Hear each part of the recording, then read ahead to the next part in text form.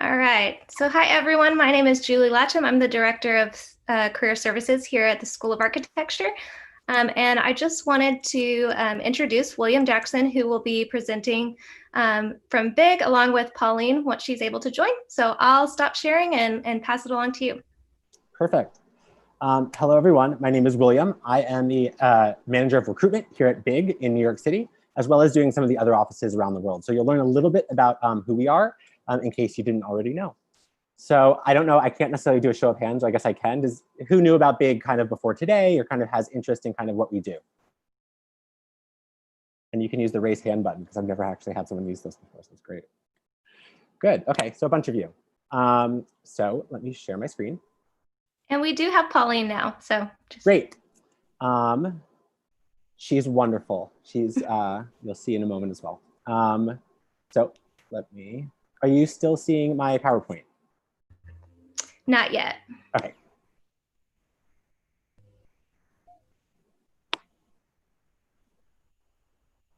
You should now. Perfect. Perfect. Okay, and perfect. So BIG, or Bjarke Ingels Group, we are a Danish architecture firm of around a little over 600 people worldwide.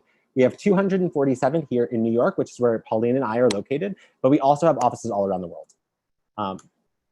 4 offices as of now, soon to be 5. We're opening in Shenzhen coming soon.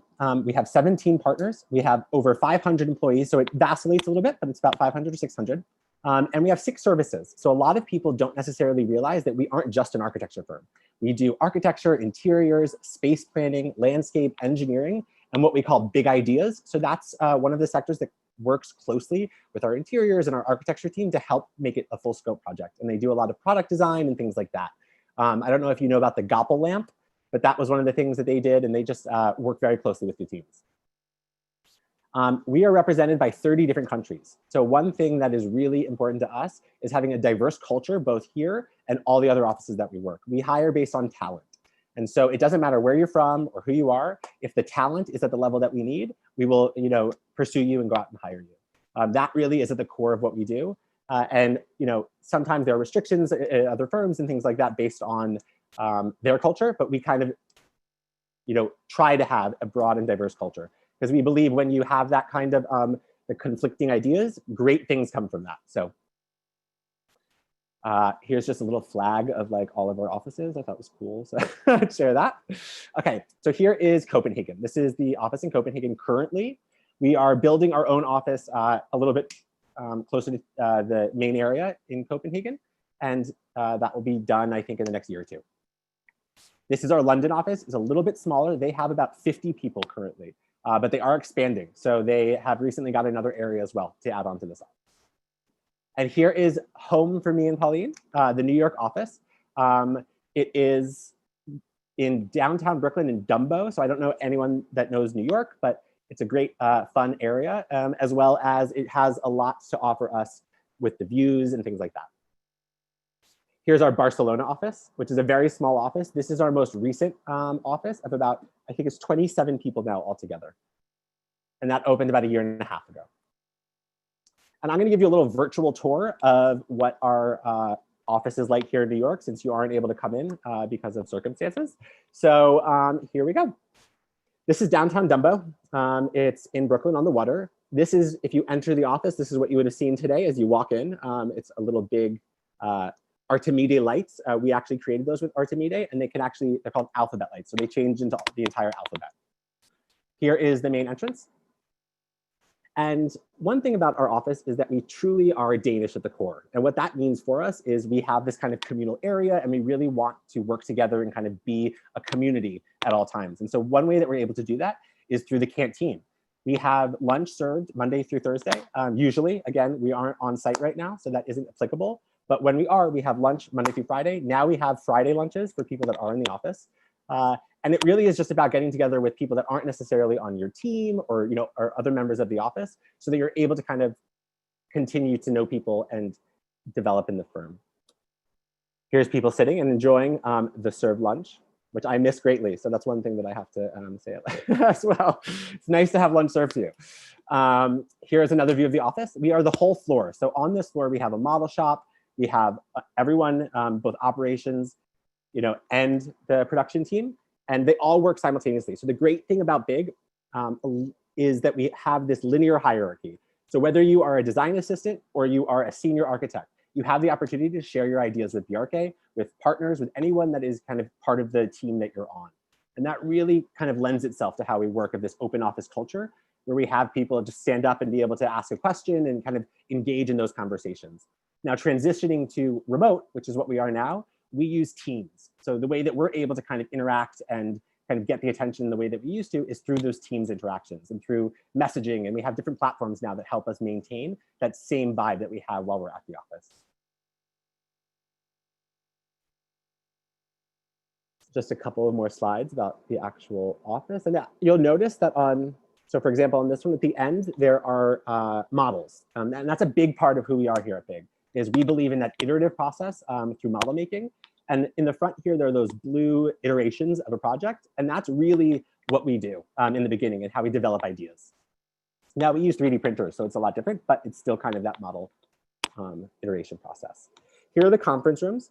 So again, this has that open office vibe. There really is only one place to hide in the office, and it's purple, and they have shades. So besides that, it's an open office, and everyone kind of has that kind of feel at all times.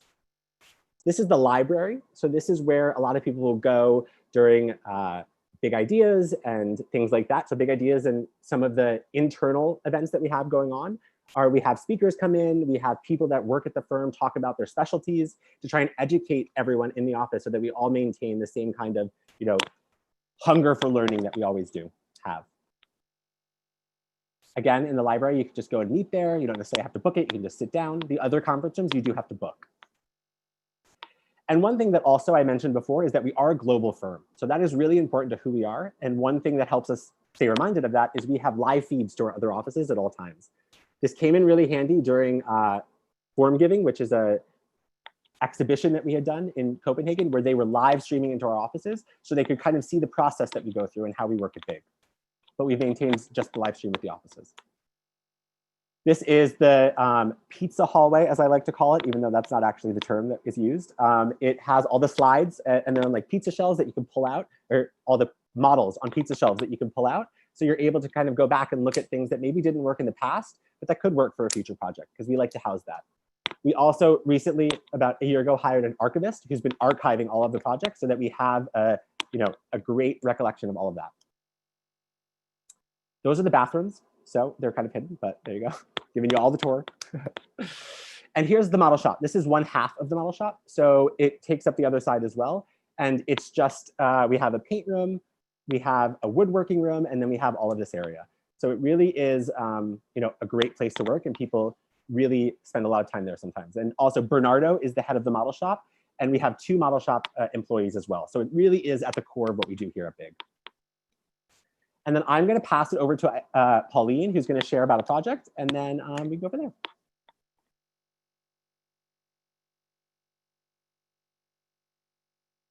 Ooh. Can you hear me? Yes, perfect, Pauline. Yes. Okay. I think I was double muted.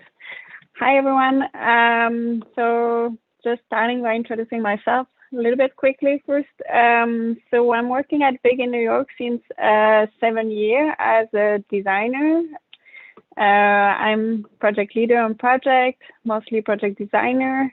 And before that, I was also working a year in Copenhagen over 10 years ago now. So the office is pretty much the same from Copenhagen to New York. And the way we do projects is very similar. So this is a project I worked on a few years back in Massachusetts for the University of Amherst. So it's an extension of a business school. If you can go to the next slide, William. So this is a concept we did end of 2015, delivered beginning of 2016. And as you can see, there is this L-shaped building that is already existent. And we add a program to extend the business school, as they were intended to have more students attend. And the program was quite large. So to fit all the program for this new classroom and new offices, we decided to continue the existing shape of the building, but turn it around towards the north side of the site. And then to extend its corner to give it a really big visible face from the main quad of the campus. So here you will have the main entrance of the building, which really gives a big entrance to the quad, which was non-existent before. At the middle, we created that courtyard for all the offices to have a nice view at the center and also to see that connection with the existing building. And that's also something that's at the core, Pauline, and tell me if I'm wrong, is something that we always do is try and have the community and how we can give back to the community that we're building in at the core of what we do here at BIG. Yeah, that's very true. And then we have our copper facade that articulate the opening and the enclosed part of the facade all around the building that come to solidify the massing. At the ground floor, where it's highlighted in yellow, you have like the common space of the campus. It was really important for this project to have a big space where the student can just sit and work there. And also this space can be converted for event space when necessary. I believe it was intended to have another one, but it did not happen at the end on the other side. And yeah, this is in context with all the quad around the building. So this was our rendering originally. So in 2016, we had some discussion about the building being in anodized aluminum. Now you can continue. And at the end, we made a big push to get the building realized in copper. So the building was completed last spring, so about a year ago. And you can see the copper was already starting to age on the facade right away. This was just a few months after construction. So this is the main entrance, giving into the main campus. So this is really giving an address to the school. It was really missing an identity of where the entrance of the building was. This is some detail of the articulation of the facade. This is inside. When you get into that big common atrium area, you can see where the light is entering through the building, and you have this general space for the student to be able to work and regroup. One of the common stair, one of the classrooms, and the courtyard where you can see in the back the link to the original building. And this is the other side of the building, the secondary entrance.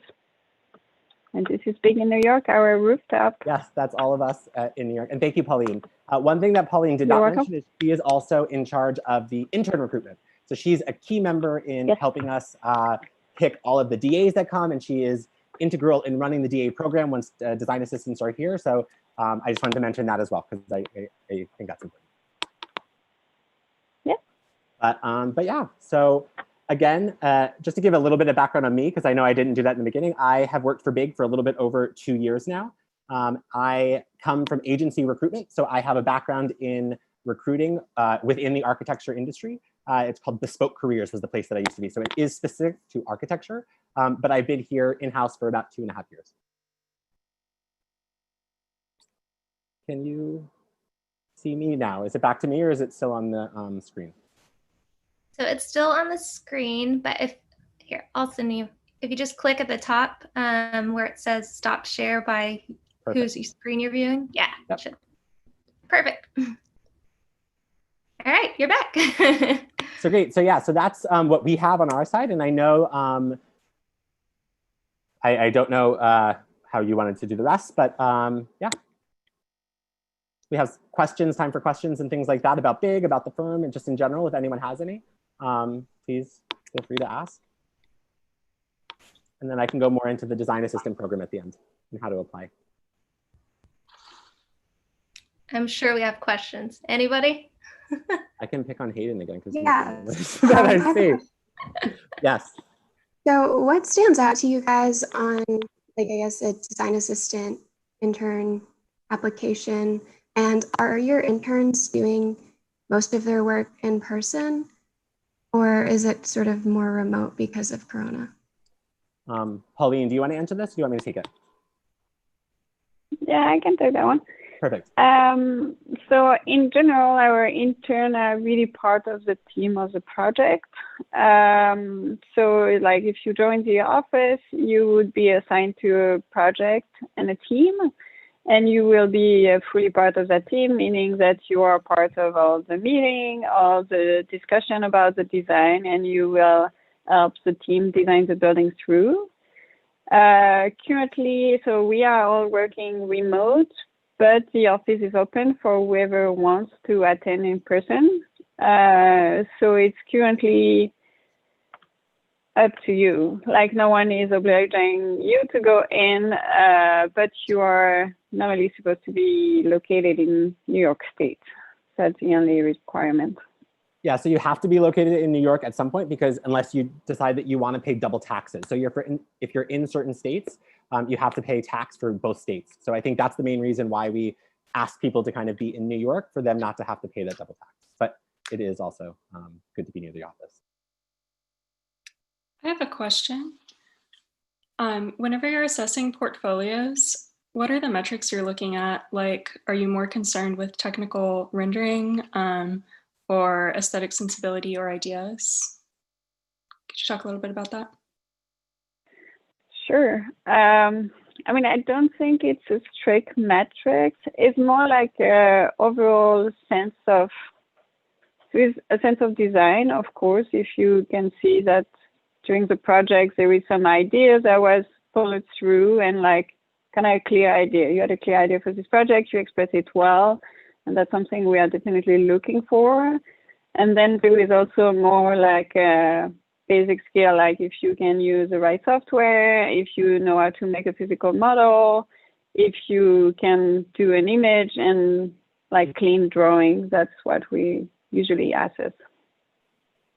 And being able to identify what work is important to show, because a lot of times we'll get a portfolio and it's just all the work that the candidate has ever done, and that's not necessarily what we want. We want someone to have like a catered walk through their portfolio, that their imagery is telling a story. I know that's really big to a lot of the reviewers, is that imagery has to be able to tell the story without words in many ways. So I know you touched on how the pandemic has changed how you don't come to work and how you're working virtually. How has that changed what projects are currently being worked on? Like what's being built? I can only speak on the side that I know a lot of our work now is coming from abroad in Asia. So that has to do a lot with kind of where we are kind of growing the work. I don't necessarily know if the work has changed itself, but we do adapt to the things that kind of come our way. So I definitely know that the big difference is just where the work is coming from, at least on our end that I know of. Yeah, I think it's like the way we work hasn't really changed. Like we all still a very collaborative team. We just work more through emails, phone calls, Teams. Like we just communicate in a different way than we used to, like sitting next to each other at the office. But overall, like I feel I had the same team before and after the pandemic, and I feel the collaboration is really stays the same throughout. So it's not like we change our way of working, maybe minus that we do a bit less physical model and more images to compensate. But yeah, our work looks like lately has been a little bit changing, like more about the clients. Like some of our clients post their project, and we are getting more projects from Asia, as William mentioned. So that's not true for all our offices. I think everything in Europe was pretty much back to normal. So I think it's more about the New York market. Do you guys have a kind of plan, or not necessarily a a straightforward plan because things are changing with Corona, but maybe something that you guys are hoping to look forward to as far as transitioning back to the office, or do you see the firm actually leaning more towards this working from home or remote type method as something that you would push for the future? No. We're definitely going back to the office when we can. It's still a lot about collaboration and social experience and being together. So I think this is just because this is the best for everyone else and for like being responsible of be a good citizen with the pandemic. So this is what we have to do right now, and we are all doing it. But as soon as it is safe for everyone to be back at the office, we will be back at the office. It's already the case in our European office. Yeah, and I think Pauline said for us, it doesn't necessarily work to stay remote the entire time just because of our culture. But we have a task force internally that stays abreast of all the things changing and kind of when we can and what the standards are, so that we are up to date with all the things that need to go into place before we do go back into the office fully. So I think it's the new year is when we're hoping to be back there completely. But again, we just follow the standards set by the CDC, and we will follow suit. Okay, great. Thank you guys. What, sorry, William, at the end there, you said looking to the next year. So do you foresee this summer as primarily remote based, or is it kind of depending on your team because you're allowed to be in the office? So the new year as in like 2021. So in oh yeah, of course. Yeah. The summer, yeah. I had another question, if you guys don't mind. I love Big's website. I've always referenced it in the way that you guys can categorize different projects and how there's this interrelationship between everything going on. One question I had was, do you typically find that you guys upload all of your projects on there, or just the ones that are really, the ones that you guys really think embody your core design capabilities? It's actually mostly the projects that are public.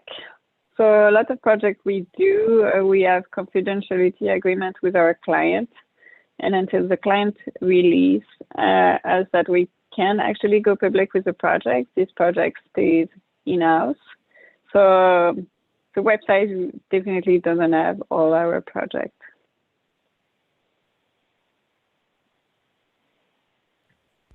Other questions? Anybody?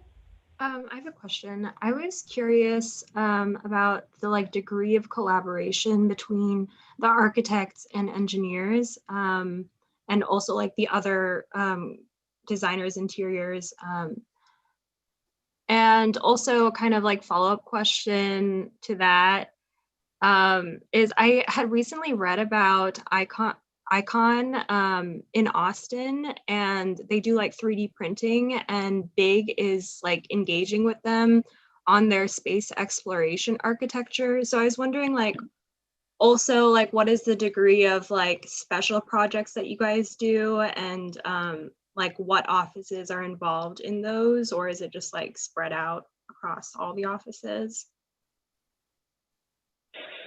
I think we can all say we all have some fun projects.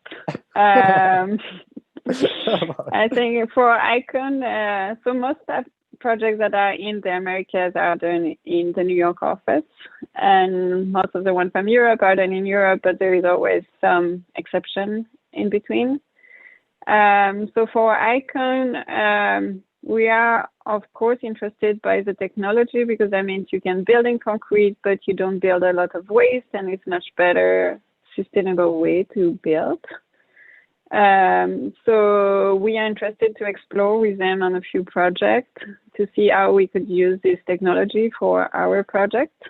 So this is what we are currently doing. And I think your question about collaboration, so we have in-house interior team, landscape team, and also an engineer team in Copenhagen. So depending on the project and the consultant we have on the project, we ask our internal team to step in when we have some questions. So let's say I work in a project, I have an engineer that is working on the project, but I have some question, or I want to challenge his answer. I reach out to the Copenhagen team and I just ask oh, we had in mind we could do it this other way. What do you think? And we engage with them to know if our idea is feasible before we float them to the bigger team. And we do about the same with the interior and landscape team. And depending on our scope, sometimes some interior and landscape people are integrated to the team with the architecture team. Yeah, and what I know, not being on the teams themselves, is we utilize the ability of all different departments to hopefully get more scope sometimes, and hopefully be able to have the project from beginning to end kind of have a cohesion that some places wouldn't have unless they had those kind of in-house departments. So I think that's also a main reason why we have spread out to the other departments, is because we do that work, and so we wanted to make sure that it was representative of who we are at Big. Like in general, we want to design everything. The world.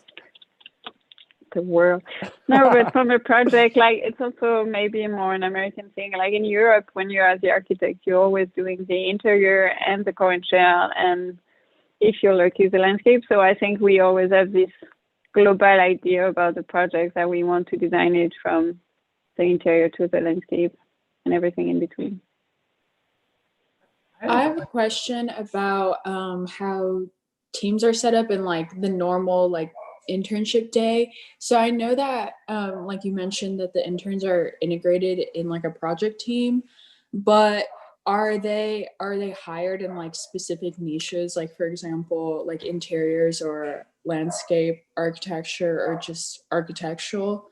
And if so, can they stay in those niches? Or and then also like what a everyday looks like at Big for like schedule wise?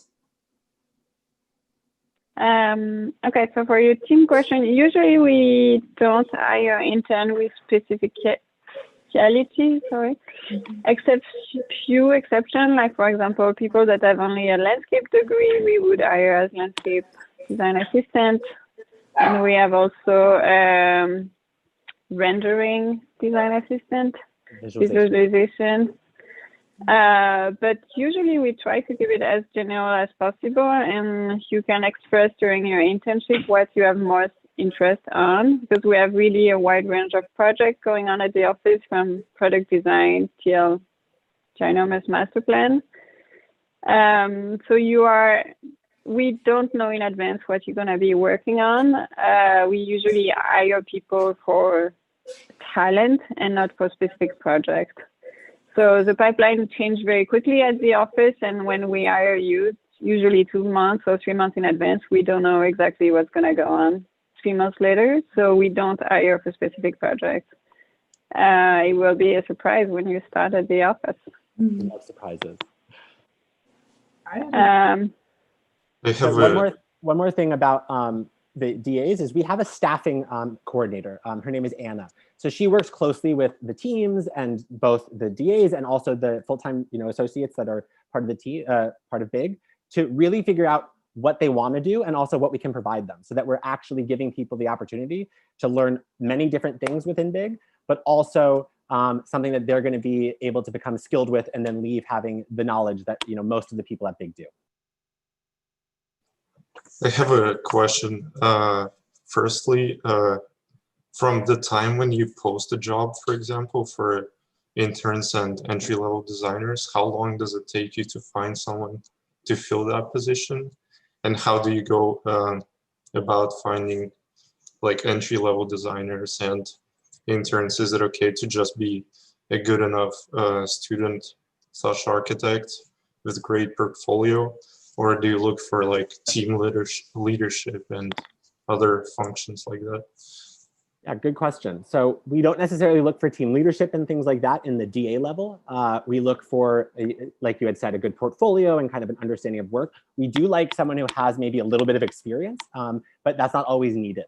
So I would say we're very lucky in the case that a lot of people apply to Big, so we have a lot of portfolios and things to review. But if it weren't the case and we are going out to try and find people, we would utilize, like Julie and people like that would at the Career Services Center, that would be able to help point us in the right direction of students that are interested and kind of want to kind of work at Big. And doing this is one also way that we kind of recruit and kind of meet people, is through meeting all of you in this platform. Do you have anybody in the office who also works on the construction site? And what does their day look like?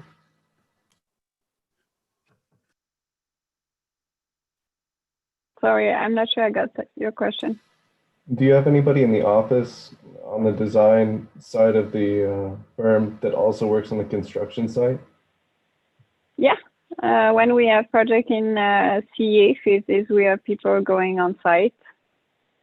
We have a UT alum, Blake, in California on site. Yeah. What does their day look like? And have you known to recruit students for that position? No, we usually don't recruit students for that position. Usually it depends on our scope in later phases. So if we are architect of record, of course, we have a bigger team that follows the project. A lot of our projects in the US are still that we are the design architect. So we are a much smaller team in later phases. So usually it's more people that have been working on the project for a long time that continue to follow through during construction. But for projects that we are architect of record, we have a bigger team, but usually our design assistants are more staffed toward concept projects. Thanks. I have a question on just internships in general. Do you guys typically shoot to have fall or like semester long internships, or do you also do summer positions? Typically our design. We usually, sorry. Go ahead. I was just gonna, you go, because I was just gonna say the 6 months and then pass on to you, so you're. Yeah, usually we aim to keep people for 6 months. We think 6 months is a good time for both us to know you and for you to know how we work. And we feel like internships that are shorter than that is a little bit difficult for both of us to get benefit out of it. For you, it takes a while to get a rhythm to really understand the way we work. And for us, like when you are ready and really good at it, you're just leaving too soon. So usually we try to keep intern for 6 months. Yeah, and we are a little bit flexible, like Pauline said. So some schools don't, allow for that long of an internship, and it really varies. So we do work with the schools and the students to kind of make sure that we're providing what we can. But typically it is a 6-month internship. And we do externships also, which are like 2-week long kind of quick looks at what we do here at Big and how you can kind of join the team if that is something that's potentially of interest. And off of that question, so if you were to do, say, a 6-month internship, do you ever have that as a student transitioning out of school, or is it typically like you're really pulling for students that are still in the middle of their degree? So for instance, if I was a 2-year grad student, I would have the summer that I was still a student and then the summer as I'm just now graduating. So where would the pool be necessarily within that mix? So not good. No, so you can't have your master's degree to be a design assistant. That would make you a junior designer. So as long as you're not at a point where you've graduated with your master's degree, you're okay to apply to become a DA. Now, if you have a master's degree, that makes you a design, not a design assistant, but a junior designer. So that would be the job application that I would say go to if you only have 1 summer left to kind of intern, if it's the one coming up or how it is. Just because that is probably more likely going to garner you a position. But we do take people that are currently in their master's programs, but not graduated, because that also is, the type of candidates that we like. I guess on that same vein, in the US, I know becoming an architect is very much the pathway is through licensure. So in, say, Copenhagen, is there anything that we should know about like becoming an architect? There is no license process in Copenhagen. So once you graduate from architecture school, you're an architect, which is very different to the US. And it's different through every country in Europe, actually. So there is nothing comparative to the licensing program in the Denmark office. But we do support licensure here at Big. So we reimburse for the test and all of the kinds of things that many firms do, is we provide that here at the New York office. So if that's something of interest. Thank you. So you guys have some really great buildings in terms of sustainability. I was wondering how you integrate sustainability in your design process and what that looks like, whether it's like focused on energy modeling or like carbon footprint, or you take a more holistic approach. Yeah. So in general, we try to be as sustainable as possible, and we try to work with our client goals. Usually sustainability, unfortunately, has a cost. So this is something we try to work with our clients about what is the objectives of the project and how much we can push the sustainability agenda. We try as hard as possible. We have a team in Copenhagen called Big Idea, which does a lot of energy modeling, which helps us out a lot in concept project to help to maximize our building envelope to be as sustainable as possible. So we do some energy modeling and some wind simulation and some heat gain simulation just to try to see what the best shape the building should take on these first stages, how this can help best. And then once we, in later phases, we continue to refine those studies. I hope that answers your question.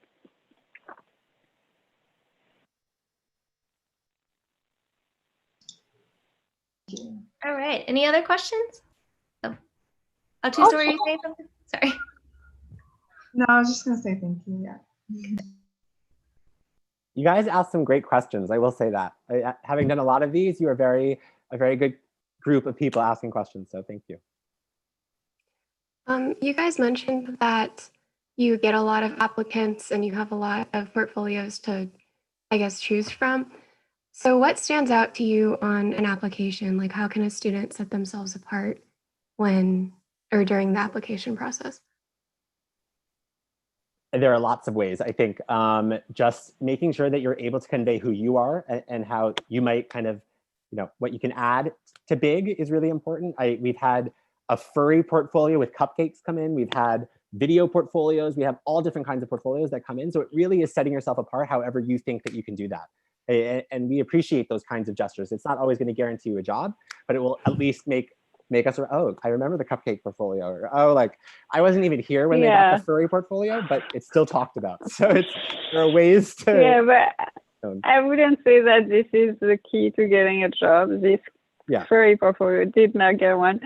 So I would say it's more like about being a well-rounded skill. So it's more like we look at your drawing, we look at your images, and we look at like model making, and we kind of, it's important for us that you can be put on a team and be able to be proactive about any of those different tasks. So usually we like to see quality, not in one thing, like some people have amazing images, but then the drawing are really lacking. So usually we look at someone that is quite consistent on all levels, and that's someone that can express clearly with not so many pages and so many material, an idea of a project. So a clear narrative and quite consistent skills. And one thing that I also mention is that it's important to cater it to the firm that you're applying. So I know a lot of places have different aesthetics and they have a different kind of way that they go about doing the architecture. And a lot of times the people that are able to show and convey that they have the kind of taste level that we want and the things that we are looking for through their portfolio, it's the best way. So I always suggest for people to cater their portfolio depending on what firm they're applying to. Thanks. On the question of recruiting, how often or how many students do you guys typically pull in for the New York office each year? So we currently have 8 DAs, and it fluctuates. We usually have the number at 15 of design assistants that we have on staff, and it's a continuing application process. So you could apply now and get hired for Monday. It really is just a rolling admissions in that sense of applications for the DAs. So you talked about model making in the design process. Is that something like everyone is involved with, or is it something you more leave to the design assistants? No, I think it depends. So there is two different types of model making. We do a lot of model to shape the building at the beginning. So really as a research through our process, through design iteration, we do a lot of model. And I would say in this part, most of the team is involved. I even make some model sometime with my team if I need to. So it's really more about this iteration process and like looking at things like concretely. And then we also make final model when we deliver project to clients. And those ones are usually more the younger staff of the team working on this with the model shop. But now we are doing a lot more 3D printing, and some model I even outsourced to some model makers. So I would say we are making a bit less of those recently in-house. Hi there. My name's Chandler, and first off, I just wanted to say, like, thank you so much for taking this time to talk with us. And so I kind of had a two-part question with regards to Big's kind of presentation of themselves and your identity. So you talked a lot about this environment of collaboration within your offices, but knowing that you have soon to be like 6 locations across the world, what kind of interaction do you have between offices, and what does it mean to be a part of an office in one location, but still a part of this, the bigger firm that is Big? So I guess that's kind of my question about internal presentation and identity. And then thinking externally, I guess within the American mainstream conscious architecture, if you ask anyone to name an architect, all they could name is Frank Lloyd Wright. But I think Big is a firm that is really starting to change that. It's like really entered the collective conscious just of quote unquote normal people when it comes to architecture. And so like knowing that position that you hold, or that you're beginning to hold in culture, how does that affect the way you present yourselves to everyone? Okay, so for the first question, so there is 2 parts, I think. So there is sometimes some projects that are done across the offices. So in that case, you collaborate very directly with the other people in the other office, and it gives you a kind of peek into the other office world. And also we have a lot of global events for the office. Like we organize those big picture and big schools. So the big picture is like we invite some people to come give a lecture at the office to explain what they are doing and how their work is interesting and how we can influence our work.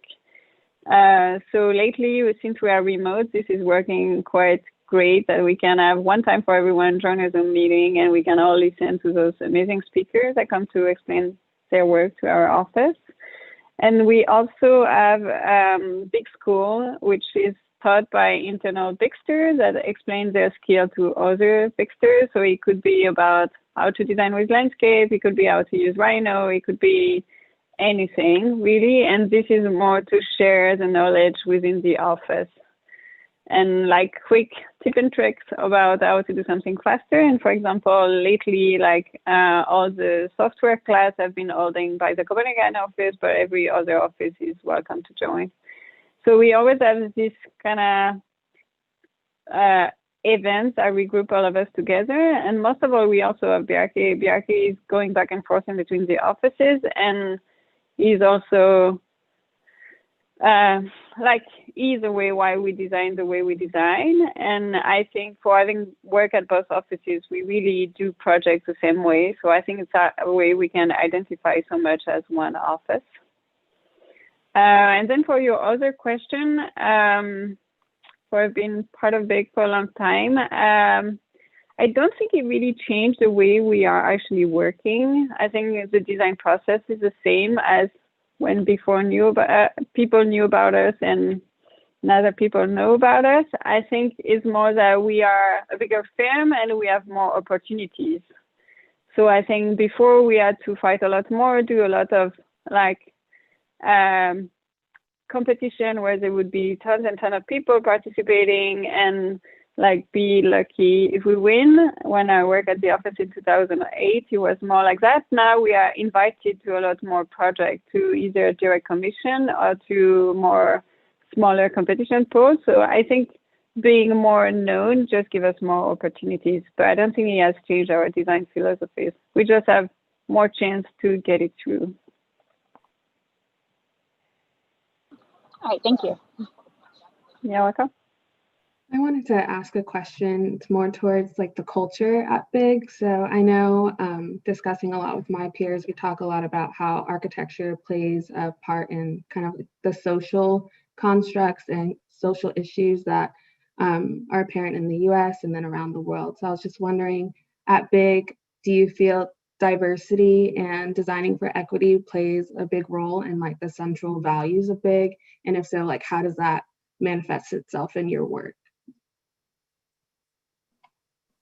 Yeah, so we always have that thing internally when we do a project, we always want to know what is the gift that go with the project. So it's like, you know, the client give you a program and sometimes it's very straightforward. It's like, oh, you draw 100 apartment for, I don't know. So we always have that thing internally that is like, what is a gift to the community? What with that project, even if we build exactly what the program is from the client, what else can we provide that would serve the community around it?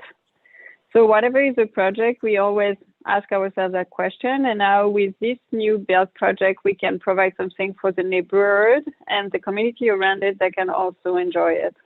And we try to do that as much as we can. And then I think you had a bit of a touch about diversity. I think the nice thing about working at Big is that the office is very diverse. Like all of us are from different places in the world, different schools, different continents. And like, I'm not American, obviously, and I work here. And it's like, I think it's kind of great when you walk through the office to see everyone's background, which is very different. We all grew up in very different circumstances, and we relate to different projects in different ways. And I think to have this mix of culture in every project is also bringing its richness. And I think one project that really speaks to that, at least, is Superkillen, which is a project that we have in Copenhagen, which takes all of the diverse cultures that are around them and makes it into a public park for people to actually go and enjoy. And it has, you know, the diversity aspect and all those things of how we're giving back to the community, to a diverse community. And that really is at the core of what we try and do, is give back to the people that are going to be occupying the space. Awesome. Thank you so much. I do want to be conscious of y'all's time. So maybe if we have one more question. Yeah.